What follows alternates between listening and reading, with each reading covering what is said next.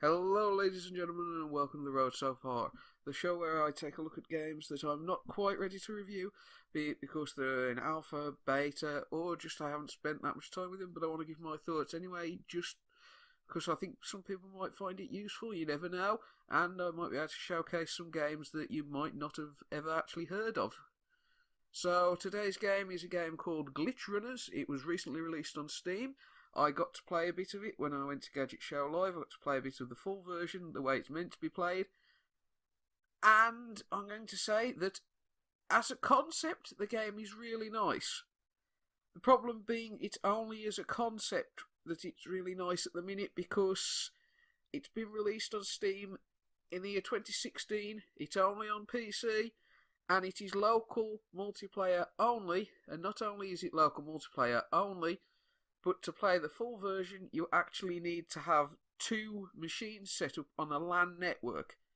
There is a sort of way you can get around it to sort of do an online thing, but you need that'll only work between the two machines, the one playing the architect who's sort of a dungeon master style character you can sort of mess about on the levels, and the people you'll compete against, the glitch runners, whose job is to go through the level and try and collect the power cube.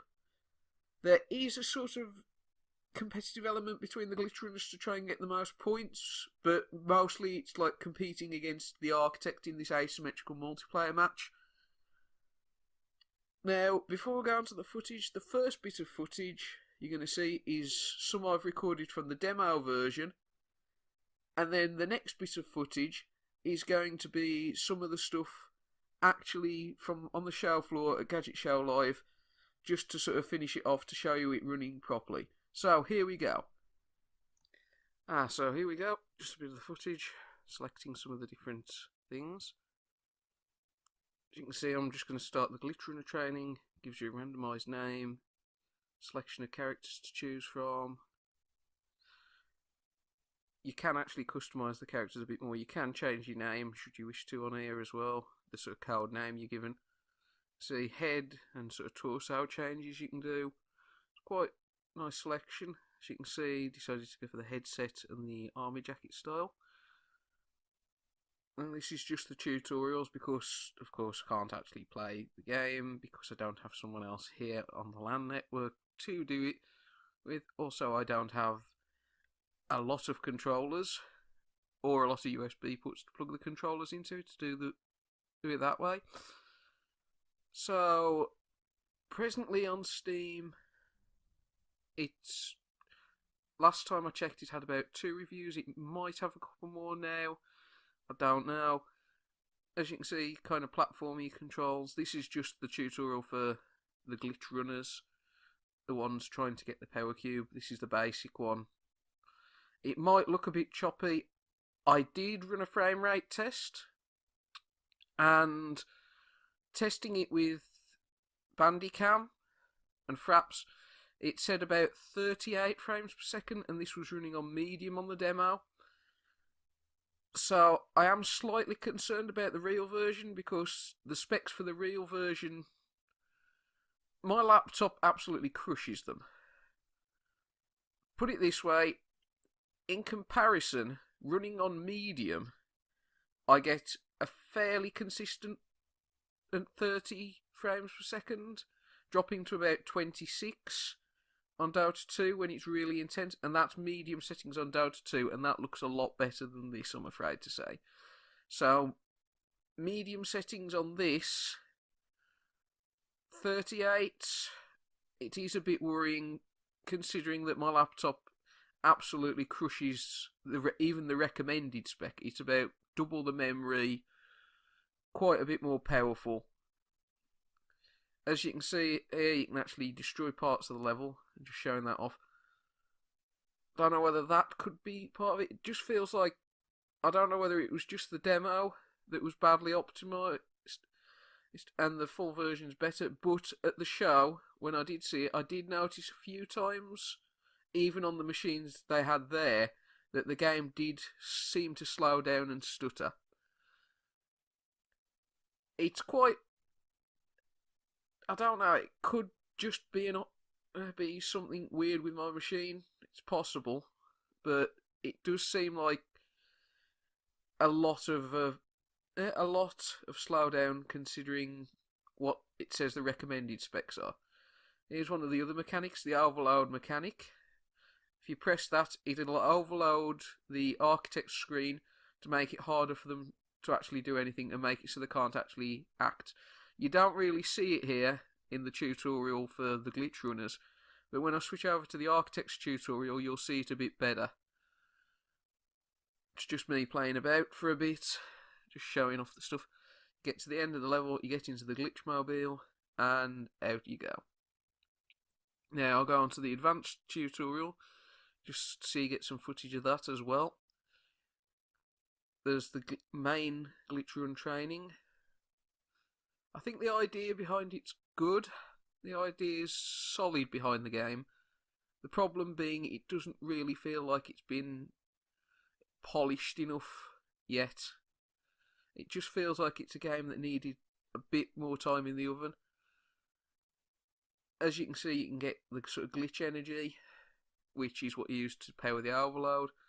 Showed a bit of the architect interacting there, throwing the objects in the background, just a sort of demo of it. This is the objective of the game, steal the power cube. You get a lot of points for doing all different things as the glitch runners, so you're competing against one another in a sense of trying to get the most points, as well as competing against the architect to try and get the power cube out the level. So you've got to blow up the generators to get the power cube to lower the shield. You can sort of punch them, you can use the explosives if there's explosives about. Of course, while you're doing this, the architect would be trying to stop you if it was a proper game. As you can see, just blowing them up just so I can get the power cube, just to show you that. Probably is designed for at least maybe 2 players and an architect, so 3-player game. If you pick up the power cube, whoever's holding it, you actually get points, so of course that'll give you a reason to want to knock out the person holding it. But the person who has the power cube can conjure shields like that, which will cause physics objects to bounce off them if the architect throws them. And here's me just trying to save up because I deployed the shield a bit too late before, and it showed it actually bounced off. Well, it actually didn't bounce off even. It only bounced the second object off. Just running around, as you can see down the bottom, the power cube thing actually powering up. There you go. There's the shield. Now, if you fail to destroy the generators, the architect can deploy missiles. And these missiles, from what I've seen, as you'll see now, just with testing from the power cube, you can actually, as far as I can tell, they can go through the shield. Here I've got the power cube, it's flashing, waiting for the missiles, just waiting to try and show you, just to try and demonstrate this is sort of the architect's ultimate weapon.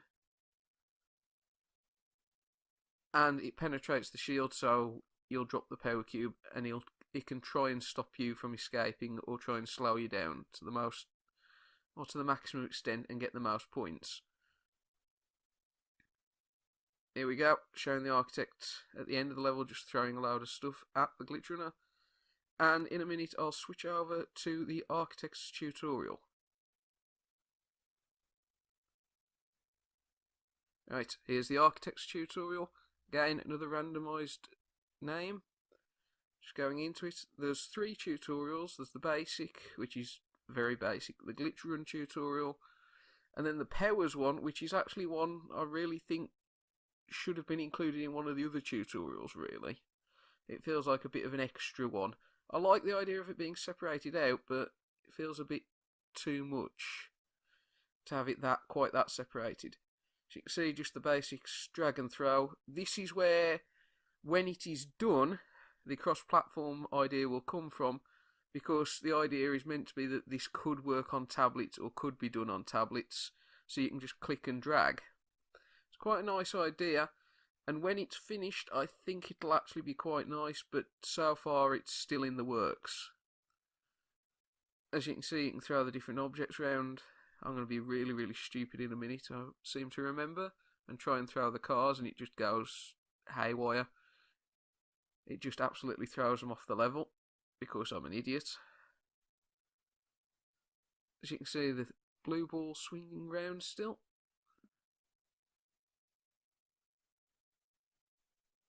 Here's one of the bits of destroying the level. You can just throw the sort of cars and destructible objects at yellow thing to cause them to collapse, which causes the glitch runners to have to take different routes. It's quite a nice idea. The idea of having to force them onto different routes, some of them not quite as nice for them to actually go through. It's, as I said, the game just feels like it needs a bit more time. I mean, there's another good bit. This shows quite why. This is a bit of a design that makes absolutely no sense unless you realise it's designed to have a tablet component, the double clicking on red objects. I mean, you'd have to wonder why not just have it right click or something. But that's because there is now a right click on tablet. It is very much getting ready for the tablet design, but as tablet isn't implemented yet, it's still being developed, or it was the last I heard. It does feel a bit strange control-wise. There's the green objects, you can use them to sort of set up traps and stuff. That's the basic tutorial out the way. Switch to the more advanced tutorial, the glitch run one for you. Loading screens look quite unique, give them that. Here's the glitch run one. As it says, protect the power cube, throw the objects, get a decent hit in on them, take out the glitch runners. There's the generators. You can double click on the generator to activate the shield. That will push glitch runners away and temporarily shield it. You can use the cannons to shoot at the glitch runners. Quite a nice little feature. It's quite a nice little thing. If you protect the power cube, you get special power, which is the missiles, straight away. You can use space to launch them. You just try and just launch them down. It causes massive destruction in an area.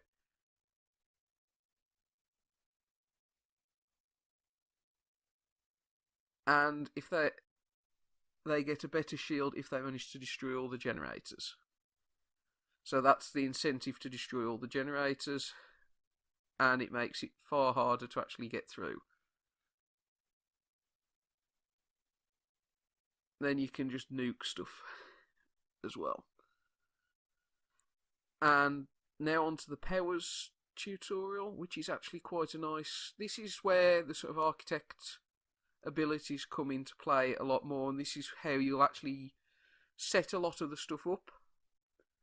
So you can actually throw the stuff, and then you can set up a throw, and before you release, you can activate a power.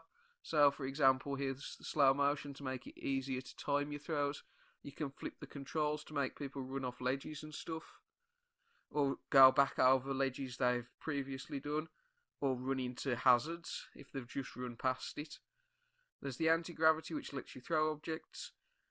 For some reason, the bus doesn't want to be thrown in this demo. In the actual version I did play, the bus could be thrown. Not quite sure why it's decided it doesn't want to here, but whatever. As you can see, I'm throwing some of the other objects about. The anti-gravity is quite a nice little trick you can use to just to get a bit better, bit more powerful throw. You can add objects if there's an area which is a bit devoid of objects, or you've somehow managed to throw them all off the level. As you can see in the anti-gravity, you can really get some power on the objects. Here's the overload demo. As I said before, you don't really see it unless you're actually in the architect view. That comes up, that moves a lot faster in game, and you have to click on the face of the glitch runner to actually get through it. Now we'll switch to some footage from the show. Here's some footage of the glitch runners being slowed down. This is just of the show, from the show itself. As you can probably tell from the screen edge, just showing you some of what the game's about. Here's a bit more of the footage from the perspective of the architect, as you can see, activating some of the red traps. And as you can see, showing you the perspective of the glitch runners on there. bit more footage showing you from the architect's perspective. This time with the missiles active, just sort of, they've got the turret and the missiles active, and that's what they actually see on the screen as the glitch runners. There's the missiles coming in, taking them out. So that's it for the footage for glitch runners. If you liked it, it's presently available on Steam now for £10 or $13, and that nets you 2 codes for the game. So one for the glitch running machine and one for the machine who's going to play the architect. Personally, I'd say hold off unless you're prepared to put up with the fact that you really have to be on the same LAN network or use Hamachi servers to set up a system so the glitch runner machine can connect to the person playing the architect. As far as I know, I don't think you can actually at the minute get round it to have people playing online as the glitch runners. You have to have the 4 people or up to 4 people on the same machine. Also, cross-platform multiplayer is a thing that's going to happen, but as far as I know, it is not yet working and not yet in the game, because the idea for the cross-platform was to have it on a tablet device, and the tablet device playing the architect connecting to the computer. And from speaking to the developers at the show, they said the tablet development had fallen a bit behind. Personally, I think this game would have been better coming out in early access, just while it was finished off, just while it was polished up, because it doesn't really seem like it should have come out quite now. It feels like it was pushed a bit by possibly the publisher to try and meet a certain date, and that's a shame because it really does seem like a good game. Anyway, all that's left to say is I have been Dwarven Hobble. This has been The Road So Far. Thank you very much for watching.